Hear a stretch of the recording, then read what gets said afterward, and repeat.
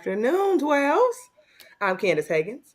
Welcome to the Seahawks 360 podcast. I'm joined by Tino and Tino Candace. and Tino. We are back full effect. Appreciate you holding it down while I was out cruising along the ocean, but we got a lot to talk about Yep. since our last podcast for sure. Seahawks win finally at home. Uh, Absolute butt whooping, like 44-13, whipping on the Saints. To Mhm. me, it was just nice to one have a stress-free football game. The Yes. Seahawks don't have many of those, but also it was just nice to see a team, take care of business. Truly, like there are so many games that we've seen over the years where the Seahawks play down to their opponent and they end up in this match. And so, in this game, got starters got to rest some, which is a big deal going into the quick turnaround with Thursday night. So, Mhm. kind of tell me your takeaways off the top, and we'll get into it from there. Torrey Horton. That's number one. We Jordan. had talked. We had talked him up coming into the season. They talked a bit about him on the broadcast. How had he not been injured last season, he would have been a much higher pick, and he showed it. Right. He had that long punt return touchdown, which is so fun when your team can play special teams the way that the Seahawks did last week or this week. It makes a huge difference. He had 3 receptions, 32 yards, also had a touchdown through the air. So he had 2 touchdowns. I think Sam Darnold looked obviously very efficient, 14 of 18 for 218 and 2 touchdowns. I think when he has, as I said, when he has weapons, when he has time, and when you're running play action, he can be effective. I'm sure we'll debate Sam Darnold and what he's going to be down the road uh, later on in this podcast. My one negative on the offensive end was they couldn't run block. Mhm. And, so 2.6 yards a carry. Kenneth Walker goes 16 for 38. He did have 2 touchdowns, but they didn't open a lot of holes. I thought George Holani didn't have the burst that we saw him have in preseason. Jacardier Wright looked pretty decent, but they couldn't run. And, the New Orleans defense is not, I wouldn't call it horrible. There are some decent names and some decent players, but I still am I'm still worried about this offense and what they're going to do against better competition. I don't see, I saw the play action in this game. I like the play calling a lot more, but if you can't run the ball, the play action is not going to be as effective. So, it's like being a top 10 college football team and playing against, less competition. It's hard to truly judge what your team is going to be coming out of even a blowout. But that said, don't want to be the wet blanket. This defense is for real, right? No Witherspoon, no Julian Love. This defense is it's nasty, and it's going to carry this team pretty far. The real question, and I'm sure we'll talk about it today, is how far can this offense take the team? That's the question for me. Yeah, yeah, absolutely. I agree with a lot of your takeaways. It's really hard to be disappointed in a game where you uh, beat a Hmm. team 44-13 and come out of the gate strong. Right. I love Pete Carroll and everything he stood for in this tenure, but his mantra was, you can't win the game to the fourth quarter. This game was won in the Yes, you first. can. This Yes, game was you won in the first, and I really love that they didn't really take their foot off the gas. I mean, they got some, they were able to, drive down the field a little bit, a little bend don't break can. mixed Right. in there, but for the most part, it was full throttle, and you really didn't see this team let go of the gas. You didn't see a bunch of soft zone, allowing easy explosive plays. There wasn't a lot of that. Nope. They really had to earn it. And it took Spencer Rattler getting the ball out really quickly, and he still only averaged 5.9 yards per throw. And Hmm. so, one thing I'd agree with you that was disappointing was their inability to run the ball. Just you saw flashes of it, but it just not the consistency that you want. I think K9 has looked more decisive, but yet that hasn't equaled what we would imagine would be way more production. I mean, the criticism has been if he could just be more decisive, he'd Right. take off and be this amazing runner, right? We just haven't seen that, even though he has looked or like he's gotten better, he's improved in that regard. We're still not seeing the dividends for, a variety of reasons. Right. Um, Another thing that also was concerned for me, which is their inability to convert on third downs. Now, it really didn't matter too much in this game because it didn't get to a lot of them, but they were still 3 of 9. on third down, and you really want to see them get more efficient with that number.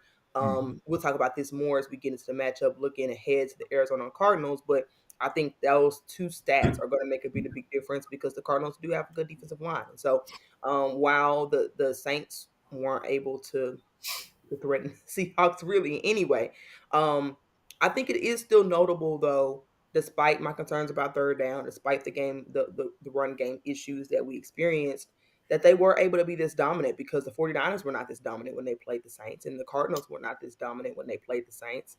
They played pretty tight games. In fact, the Cardinals could have easily lost that game. And so How I was go gonna ahead. say how much of it is special teams though, right? So 44 points is still 44 points, and I get that. But I think when I look at it, we got to give Jay Harbaugh some credit too We do. for the special Yep. teams playing as well as they have. But you had I a punt apologize. return. I tweeted it out. I owe Jay Right. Harbaugh an apology. I was not Yeah, familiar with that's your right. game, sir. That's I right. owe him an apology. So we had a block kick or a block punt, right? Yep. We had a punt return for a touchdown. That essentially accounts for, for call it 14 points, something like that. That's still 30 points, right? Against this Saints defense. And it's not to take anything truly away. I'm not trying to be negative about the offense, but I do think when you see 44, you think something different than this was a very well-rounded kind of all-around effort by the Seahawks.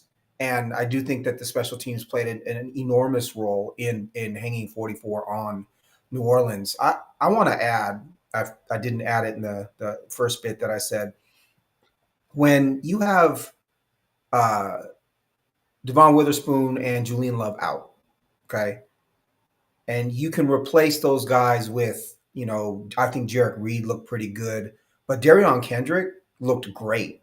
Yeah. And, John Schneider needs credit for finding Job and finding Kendrick and bringing them in and incorporating them because Job looks like a CB2 Hmm. legit CB2 at this point in time.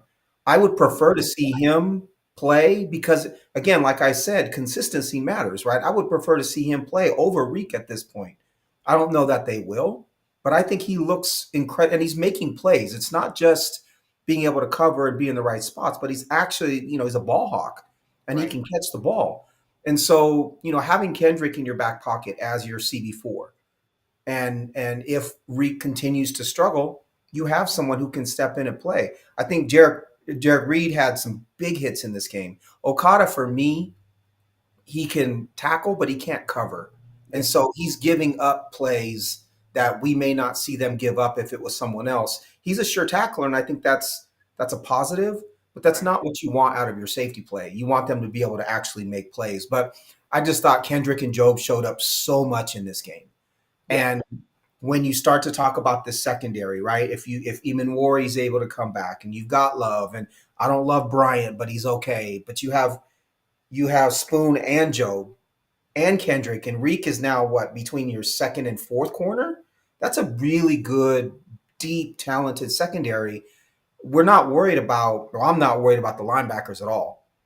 I think the D line looks very good. I do wonder where the edge play is, and we can talk about that as well, because we're not seeing the big plays, splash plays, the explosiveness out of the edges that I think that I thought we would see coming into this year. But again, just shout out to that secondary and shout out to John Schneider for being able to find not just serviceable but above average corners on the waiver wire and bringing them in and developing them. Yeah, I also shout out to Carl Scott, who Mm-hmm. was the one carryover from the Pete Carroll regime, and you're seeing why. I mean, being able to take these guys, yes, absolutely. John Steiner gets a ton of credit for finding these guys, but then you still got to develop these guys because Darian Kendrick didn't have a great reputation, as a starter with the Rams. He sort of struggled. I mean, he got released, right? And so to be able to take a guy like that, throw him in a very complicated defensive scheme, no less. Be able to put him in a position to succeed where he's not Mm-hmm. being taken advantage of in those in that way. And again, we'll play better talent perhaps as the season goes along. But I mean, I just don't think you can ask much more off the bat Mm-hmm. from Mm-hmm.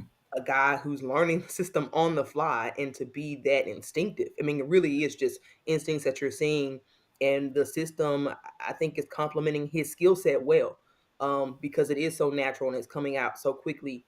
So shout out to Carl Scott, shout out to Mike McDonald as well for being able to develop these guys, because I do think we have one of the best secondaries, and that's really interesting because coming into the season, we all talked about how the strength of this defense was going to be the defensive line. And it's not to say that it has been a liability by any ways. I think I Right. love what I've seen from Williams. You got Byron Murphy coming on. Shout out to him. I think he's got 2.5 sacks now, two, three, Mhm. 2.5 sacks, in 3 weeks. So Yeah. Mike Morris too. Mike Morris came Mike on there. I Morris think looked good. he got his snaps too. And so the defensive line, especially on Hmm. the interior, Dexter Lawrence is doing his thing. He's run stopping. I mean, he's not making a bunch of flashy plays, but you didn't necessarily expect it. You didn't expect that, but you expected it to be, for him to be the run stopper, and he's been that. So I Right. really love what I'm seeing out of these defensive line, but the secondary is just so far outplayed them that's became the shining point. Yeah.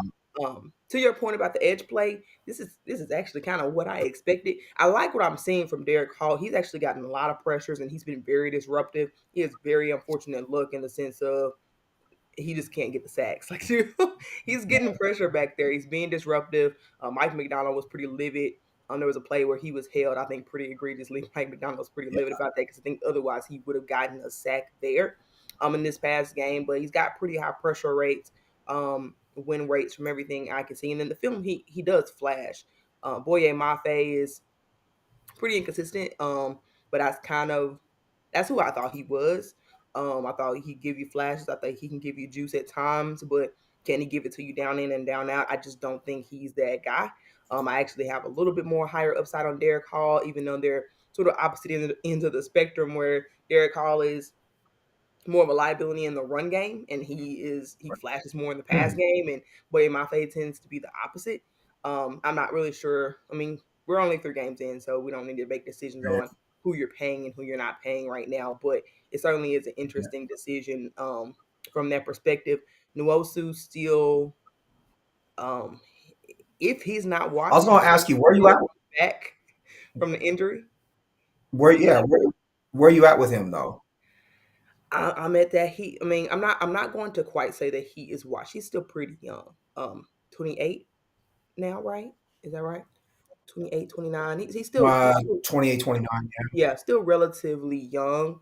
I'm not gonna say he's washed, but I do think that he's not completely healthy. I think he's still coming back. I think he's still, frankly, getting back into football shape. I don't think he's in, football shape due to all the health injuries. So he just looks like he's playing catch up. Looks a little slow to me at times, and he looks a little sloppy as well. That can improve Yeah, throughout the season. a little Uh, slow. I'm He trying looks to be slow, kind. slow.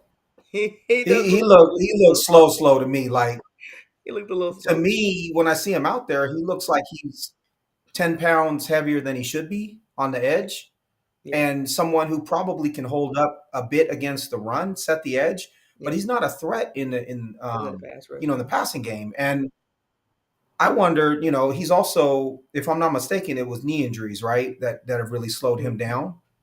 And if you don't have that explosiveness out there on the edge, it's what role is he actually going to play, right? If he and Mafe are going to be primarily, Mafe has more explosiveness because in part because he's younger, a little bit younger, but Mafe I think is a threat to get to the quarterback. Whereas in Wosu, to me, I have it in my notes. I'm just like, this dude looks like he's.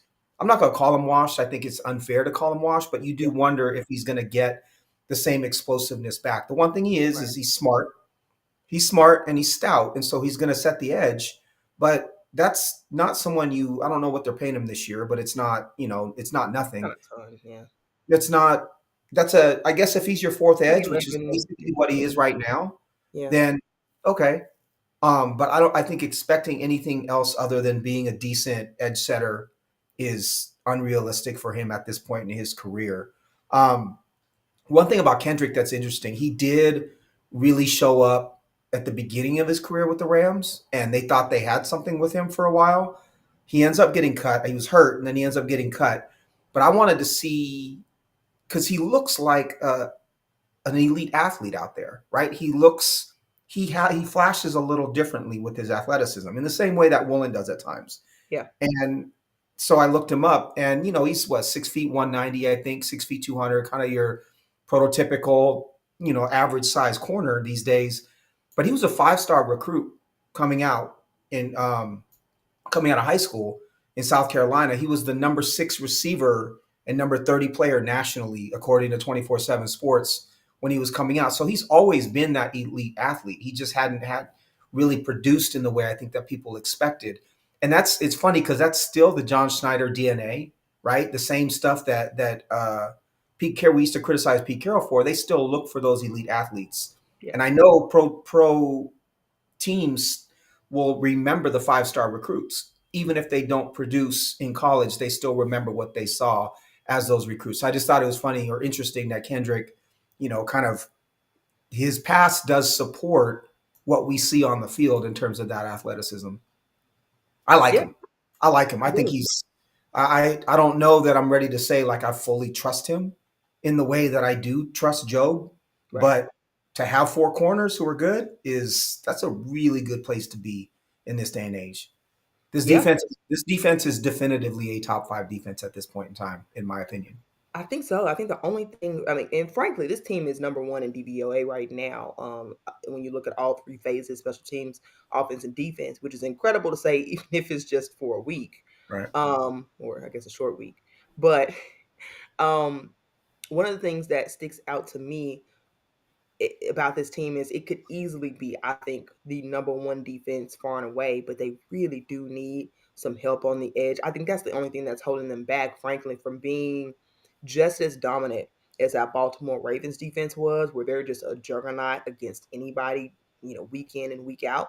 I Right. absolutely think we see more of that than we don't, but they've got to have a closer right now, and I think that's what they're missing on a true closer on defense. I think that would most effectively come from the edge position. It could be Devin Witherspoon, like he could step up and become that playmaker. But the reality is, he's got to get some more production. And for as great as he is as a player, as great as he shows up on film, got to have some stats to back that up in order to be considered a closer. So not sure if they can depend on that. Would love if they can pull off some kind of trade, something like that to really beef up I, and make that I think down the the talent stretch. Yeah, I think they have the talent to do it, yeah, right? And it might be a situation where it's Leonard Williams, because that's what Leonard Williams was last year. It could be Leonard Williams one week. It could be Byron Murphy the next week. It could be Derek Hall the next week. It could be, Ernest Jones with a huge tackle for loss in the clutch. It could be Spoon. I think Julian Love, he's not a star, but he has the potential to make big plays. And so on this defense, I think that there is that potential. It's just a matter of who the other team is trying to stop, right? So if the other team is saying, we're scared of Leonard Williams, then Byron Murphy or Derek Hall needs to step up. If a team decides they're going to try to challenge Spoon more, then Spoon has to make a big play, right? I don't know what the numbers are, but I think if we see him get challenged more, we will see him produce more. Sometimes it's because teams don't want to throw at him, and I know he's given up some passes recently, but the reality is they go away from him.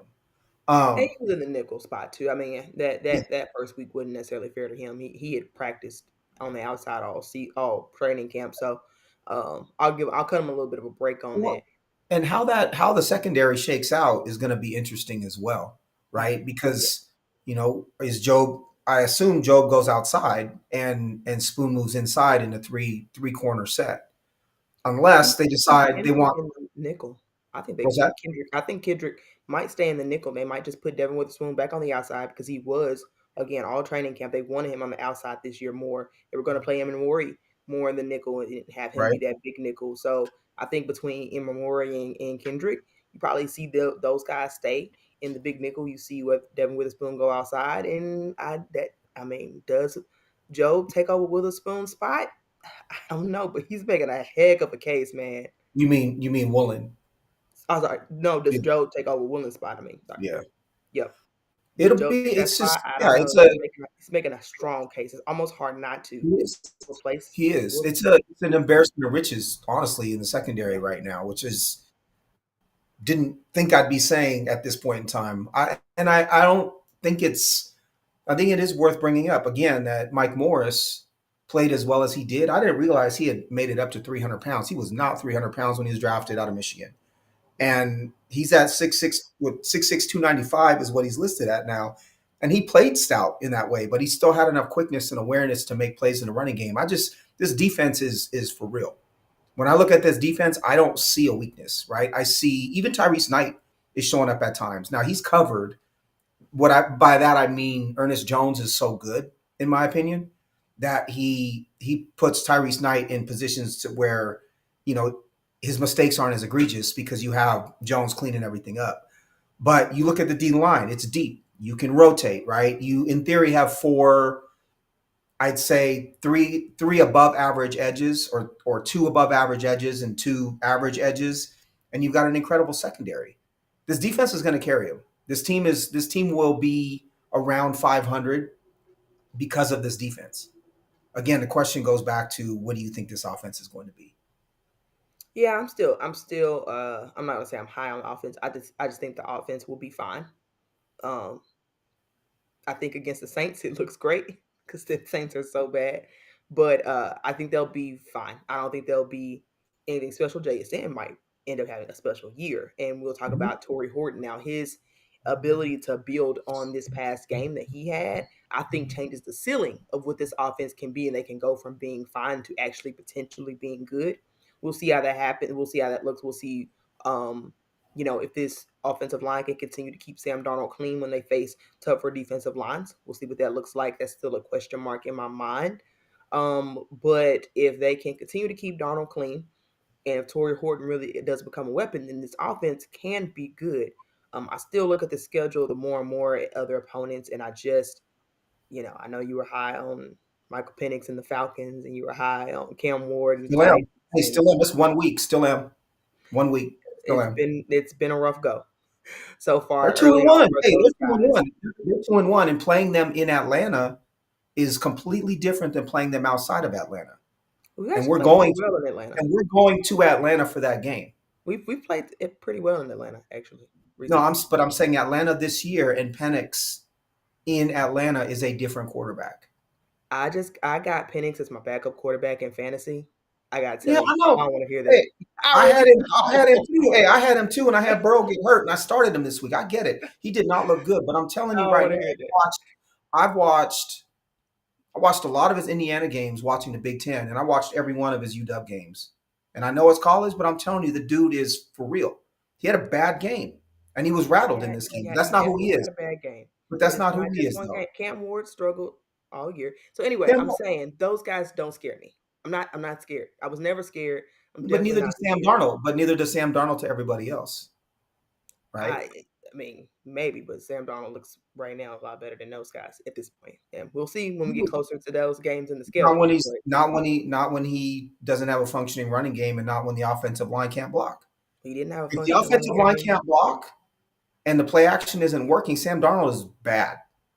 If he has blocking and they're running play action and he's able to roll out in the way that he did, he looks a lot better, right? And I It's think what we saw in this game is him being clean. He has to be kept clean. And I I don't and I'm what I'm saying to you is I don't trust this offense, specifically Abe Lucas and Sundell. I don't trust them to keep him clean. I really don't.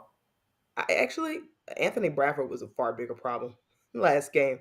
He was the He weak link. wasn't He that looked whole bad. right side of the line is bad, but Lucas gives up some bad plays. I Lucas think does you not got a look like couple bad a plays in your mind. He didn't give up the sack against TJ Watt. He held up on that one. I Bradford was by far the weak link last game, and your left side right now is gonna be far better than your right side. Sundale's a mixed bag. Like he gives you some good, he gives you some bad. We'll see. I'm curious to see if he continues to be so up and down. Will they put Olu in just for a little bit more consistency? That's interesting. It's be something to follow for sure. I think they won't be eager to do it for the sake of continuity, but if he looks bad against divisional opponents, that I think that will certainly be a plus to Olu. So we'll continue to watch out for that. But I know you're super hard on Abe Lucas. I'm not saying he's had the best start to this year, but I think when it comes down to it, the weakest link will ultimately be Anthony Bradford. And we'll see how bad of a Right, link that but if is. you're an opposing team, right? If you're the we go against the Cardinals this week, and Yeah, it's Josh Sweat on that side of the line. Josh Sweat can rush the passer. Josh Sweat is an athlete, right? Calais Campbell's the D tackle on that side of the, and Calais Campbell's old, but yeah, but a he's a monster, player. big, right? 6'8", 300 Yeah, and some pounds. I just again, if they can't keep, I don't think Darnold is any good if you can't keep him clean. To me, the key in this game is if they can run the ball. If you can run the ball, you can keep them clean because you can run enough play action to get that D line to hesitate, right? But they didn't run the ball in this game. I don't know what, there's it's been so inconsistent. I don't know what they are going to turn out to be. I trust that this defense is going to be able to keep the points under 21, 24 points. But the question is, are the Seahawks going to be able to score in the 20s? I can't defend. I can't with confidence. I can't say that they will. I think they can. Like I said, my I'm steadfast in my predictions. Nothing crazy from the offense. Think they'll be solid. Think that's all they need. I think there'll be times where they look bad. I think there'll be times where they look great. But I think overall, when you look at the season, they'll be solid. But I'm really interested to see to go into looking ahead with this Arizona Cardinals matchup in particular because like you mentioned, they do have a much improved defensive line and they've been really good to start the year. And frankly, if Robbie Oots is hurt, I think that's a bigger loss. He's got an Yes, ankle. We're continuing to monitor his status for the game. But without him, I'm a little nervous. I'm not gonna lie. Robbie Oots has been. I mean, he's not been a guy that's been talked about, but he right. has blown up some dudes. I mean, he is Different. just It's a different on offense. It's a tape. different offense without him, right? Yeah. It's a different offense without him playing, half the snaps on offense. It's Yep. just that now you're running either Brady Russell out there who you don't necessarily believe in as a lead blocker, or you're running out of one, which is a completely offense than what we've thought this was going to be. I think it's there are things like that. Like if Barner got hurt, I think this offense is very different because they're counting on those guys to really contribute in the running game. I I don't know what it's funny when Robbie is on the field. Up and Tino's out. Tino is out. Well, anyway, like I was saying, I think it's a tough matchup in particular with this against this defensive line. Oh, so Tino's back. Go, Okay, I think we got you. yeah, Okay, I can hear you, but you're frozen. huh? I can hear you, but you're frozen. But go ahead. So you just went away and said you were offline, and I was still online when that happened. It's weird. Um, yeah, I don't know. I think you're right. If Oots is out, it's not a it's not for this offense. It really isn't. I don't have the same. Brady Russell doesn't bring the same pop. He doesn't bring the same threat. They did a good job on the broadcast of kind of demonstrating what Boots does and how he wiped out two backers with one block. Yeah. On a run up the middle. I just it's a different physicality. It's a different attitude, and they're going to need that, especially against a pretty stout divisional opponent. Um, and again, without a running game, this offense isn't you don't want Sam Darnold third and long trying to convert out of the shotgun. That's not really we know now that's not really who he is. Yep. Yeah, no, for sure. The Cardinals defense can stop the run. And so, you know, this is a challenge for a running game it's not been terrible, but it's been so inconsistent. It's been so up and Mm-hmm. down. It's had, really good moments. It's kind of like every time you think that they got it going, then they just kind of stall. It's been a Right. lot of that. Um Some of that just could be early on things, but also, Zach Charbonnet being hurt doesn't help. You haven't really figured out who's your consistent back to begin with. I don't know if they're doing a matchup based approach or if they're just doing you know, a Who's game plan healthy? approach, but it's not even been consistent amongst who's been your go-to running back, right? And so that's also something to watch for is Zach Charbonnet's health. Will he be able to go? Because I think that's a really big deal in terms of flipping this game. Now, the Arizona Cardinals are coming into this game wounded for sure. They had a tough battle to the end, lost a tough one against the 49ers. And, my opinion, just the 49ers just keep getting these Mickey Mouse wins, man. I hate it. They just keep getting these fluke plays, man, that just go their way. It drives me crazy. But no Bosa though. Bosa's Yeah, out for the season. no, but Bosa's out for the season. But what I was getting at initially was they had a brute battle because they now the Arizona Cardinals have now lost James Conner, and so they also have questions. I mean, they got Trey Benson back I, there. He's going to I have to would step argue up. Trey Benson is I know that Connor's been a warrior. Connor has put up some big seasons. I think Benson is at this point in his career a more talented running back. Is obviously a lot more explosive. Connor runs with a ton of power, but Benson ran a sub 4.4 coming out of Florida State. And the knock on him is his vision isn't always great, Mhm, but he looks explosive. I think I would rather face James Conner personally as a Seahawks fan than have Trey Benson get 15, 18 carries in this game. Um, but the left side of the line is also questionable, right? Paris Johnson at left tackle, Evan Brown at left guard, old friend Evan Brown are both questionable for this game, as is weak side linebacker Akeem Davis Gaither and corner Will Johnson. So they have some issues coming in. mhm. Um, They're wounded. and we're traveling, short week. You want that short week game to be at home. We got 4 days in between the game, and we're traveling to Arizona for that game. Um, I don't know. I know where we're both going to end up probably with these predictions on this game because how we feel about the team. Um, but the Cardinals make me nervous. I think the Cardinals are a pretty well rounded squad this year, which we could not say about them going into last year. Yeah, no, I would agree. I would agree. I know last year you didn't want to talk about the Cardinals because you said that was so boring. It was so Um, now they were they really are an interesting team. I initially I think I put this game as a loss. Um, I might flip that win. I might flip that to a win just based on circumstance. I think we might be getting healthier going into this game, and the Mhm. Arizona Cardinals, so that they may not be. It is a short week though. So it was always going to be a challenge. I initially had it as a loss because of the short week, um, and how tough of a challenge that was going to be.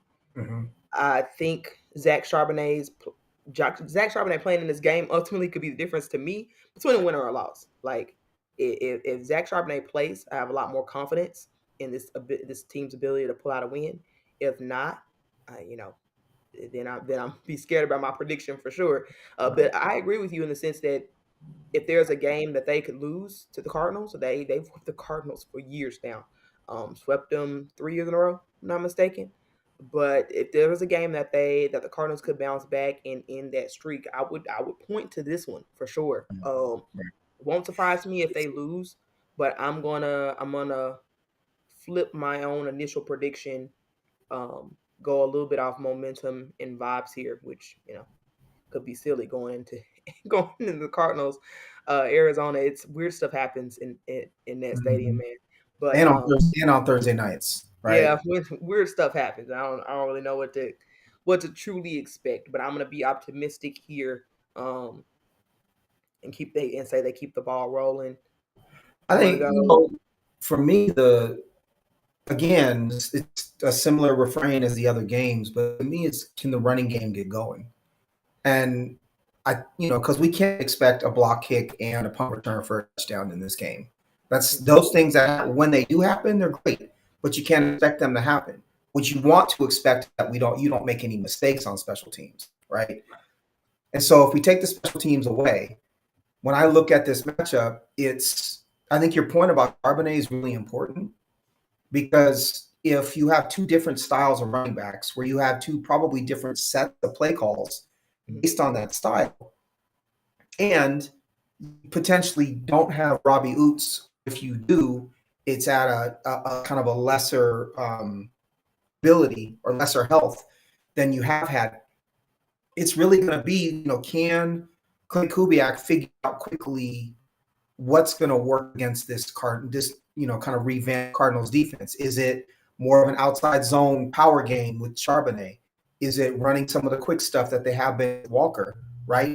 If Walker's spy and they can't tackle him, then maybe you're running with Walker. Right? Is the line going to be able to open up holes? It's because again, to me, if we're not able to do that, it's going to be hard to get Sam Darnold into a place where he was last week. So to me, it's predicated on establishing this running game. Again, the defense, I'm not worried about the defense. I think you might see Benson break a long run. You might see Kyler Murray, scramble for a 30-yard touchdown. Those kinds of things will happen, but I don't expect them to score more than, like I said, 21 or so points. It's can the Seahawks run the ball, control the clock, get off on their play action, and can that line block? That's what is going to determine this game. But not having Oots and potentially not having Charbonnet, if those two players can play, it's gonna be a huge plus in the Seahawks direction. To me, this is a loss. I just think between those, we may have fewer injuries, but I think they're more impactful in some ways. Between those injuries and going to Arizona on a short week, to me, that's enough to say that they're going to lose. Yeah, that's fair. Yeah, because it definitely is a tall task. If you Mhm. ask me. Now, I will say this: I am not as Mike McDonald seems to have Kyler Murray figured out. So that was one thing over these past few games that we've seen in these matchups, we haven't really seen Kyler escape for a 30-yard, touchdown. I mean, against Pete Carroll defenses, sure, but not against Mike McDonald All the defense. time. Yeah. Against Mike McDonald defense, we haven't really seen a ton of Kyler, and he's Right. fairly healthy going into this game. So we'll see if that makes a difference for him, if he's able to sort of get out and break away and have a couple plays. But I'll that's tell one you, thing that helps give me confidence about the defense is knowing that I don't think Kyler's going to do a ton of.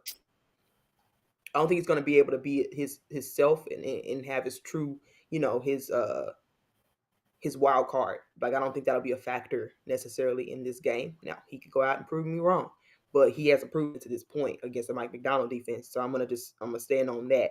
Um, one thing that makes me nervous about the game is Trey McBride is probably the second best tight end in football at this point, well, and behind Brock Bowers. yeah, Um, and he's been good, not great so far this season. He's had, what does he have? 17 receptions for, about 200 yards, mhm, but he's an all pro. And this is a game where I think, having a player like an Eamon Wari who can match up with McBride athletically helps. Not to say that they're going to play man all the time, but I think that kind of player, if Eamon Wari was playing some kind of short zone, mhm, in the middle of the field, or manning up, that's a good matchup for the Hawks. Now, you have Kobe Bryant, in coverage against him at times. Maybe it's Okada in coverage if Love is not a full mhm, 100% go, that mhm. sort of thing. That's not great, right? And I know that the Cardinals are trying to get McBride more targets and trying to feed him. So that matchup makes me very nervous. We talked about Job and we talked about Kendrick, but they're smaller players and they're playing Yeah, on the outside, and we're talking about going straight over the middle. And Ernest Jones and Tyrese Knight, that's not their forte either. Is covering big athletic tight ends over the middle. They're not as bad as Bobby Wagner was at the end or Jordan Brooks, but they're not great at it. So that makes me nervous when teams have those bigger tight ends or those bigger receivers that go over the middle against the Hawks. That I think that they can get out physical at times over the middle. So that to me is a big, big one. I'm not worried about, Marvin Harrison Jr. or Wilson or those guys. I think the Hawks will be able to from those guys. It's more a matter of McBride, I think, kind of breaking out against this team. That and then, I'm confident they can stop any running game. The thing with Ben is he could break a big one at any point in time. I don't think they'll give that up, but they've got to continue to play run defense. yeah, yeah. I think that's a great shout out, call out. Kendrick has been playing nickel. But like you Mhm. said, I mean, still talking about a really slender guy. I'm curious to see if Emory will come back. They sort of talked about, played around, that Emory tweeted out yesterday. Um, it was a picture of him and Witherspoon coming back. Mhm. He sort of tweeted that. I don't know if that means he thinks he's come back or he's not. These cryptic NFL player Right.